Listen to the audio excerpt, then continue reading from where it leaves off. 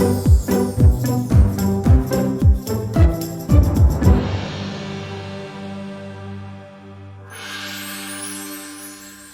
you're into big cats and conservation, there's a Big Cat Festival happening this Saturday, the 13th of April, at the Royal Geographical Society in Kensington Gore.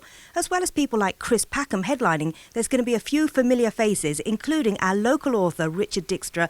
Richard, can you tell us a bit about your journey into your passion for big cats and conservation? Yes, well, I've always been very interested in conservation. Over the years, I've helped organisations that are trying to promote better things in tourism. So I was involved in a trip where we went round lots of tiger parks, looking at what was happening with the local communities, rather than actually just what was happening in the park itself. You know, how did the local communities benefit and things like this.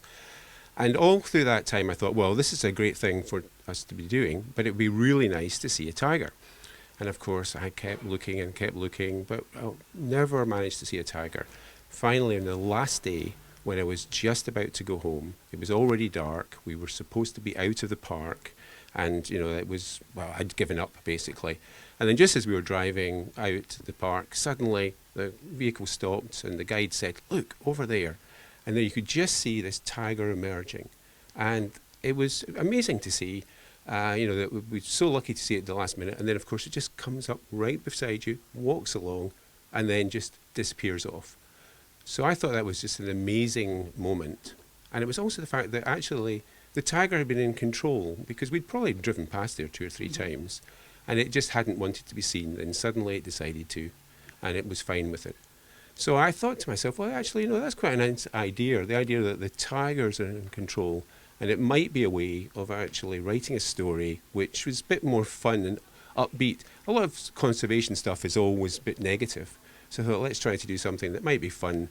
And that's where the idea of Tigeropolis was born. I started sketching out, in fact, in the plane on the way back. Gosh. So, Richard, we're here at Waterstones in Chiswick today to talk about the launch of Caught in the Trap.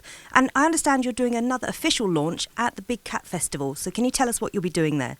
The Big Cat Festival is actually sponsored by Brandt, who do all the travel guides. And they've got lots of speakers about all sorts of cats, not just tigers. But I'm there because obviously I'm launching the book, so I'll be there sort of meeting some of the people that might be interested in their readership, and also I'll be signing books and things like this. I'm also there with Julian, who is the person that I travelled into India with at first when we were actually looking at the whole issue of what was happening in the parks. And Julian has a charity which tries to provide really income streams into the local communities. One of the things he's very good at is actually organising the kind of training of guides. They're trying to work with the local lodges, so they're employing local people and all that kind of stuff. So he's very much of the view that what you can do best for these local communities often is actually just give them an economic reason why it's a good thing to have a tiger park in the area, because it's quite difficult for farmers and things like this, where actually they're having to deal with these wild beasts really that in the neighbourhood. So, Richard, Tigeropolis, you've just launched the third in the series, Caught in a Trap. I understand it's about a family of vegetarian tigers living in the foothills of the Himalayas. Can you tell us a bit more about the story? Let's say Caught in the Trap really takes the story on. The whole premise of the thing is that the tigers originally had been hidden away and they didn't want to be seen. Couldn't be bothered with humans.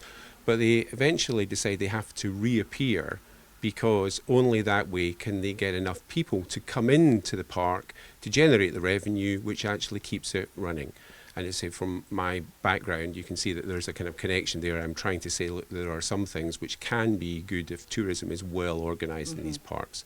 So the idea is basically the tigers take control, although the humans don't really understand it. Everything's happening in the background. The tigers can walk about, they can speak, they live a kind of normal life as we would see it. But of course the humans never realise that, and a lot of the fun in the book is actually how they pretend to be wild. They're vegetarian, so they don't hunt. Well, how do they get a bit of excitement into the thing for the tourists? Well, they end up employing stunt deer from Bollywood, and it's all camera angles and timing and all this kind of stuff. And there's a whole kind of series of things like that. So the books kind of take the story on. caught in the trap is really all about poaching. Suddenly, because the place has become well known, suddenly the poachers start to take an interest too. And that does happen in real life. And of course, in my situation, the tigers find all sorts of clever ways of outwitting the poachers and win in the end. So I suppose that's a bit of a plot spoiler or whatever. But nonetheless, there's what you'd expect it to have a happy ending. So, Richard, we're here in Waterstones. We can see some of your books on the shelves. Are they only available in print format? Well, at the moment, mainly in print, but there will be Kindle editions of all of them. And then in terms of audio, the first book is an audiobook, and it's done by Richard E. Grant. So we were lucky enough to get him. One of the reasons why we wanted to have him was that we felt he was very appropriate because of his interest in wildlife. He was brought up in Swaziland, and one of the very first places I went that I really saw somebody who was dedicated to conservation was actually in Swaziland. The guy that ran the wildlife for the king there, because it's still a kind of monarchy, was actually the kind of son of the richest farmers in Swaziland. He was sent away to England for boarding school, and when he came back, this is a number of years later because of the travel in those days difficult, he suddenly realised how much the wildlife had depleted over the time that he'd been away. And he convinced the family to basically turn all of their estate over to wildlife conservation. And he's just an amazing character, Ted Riley. Thank you, Richard.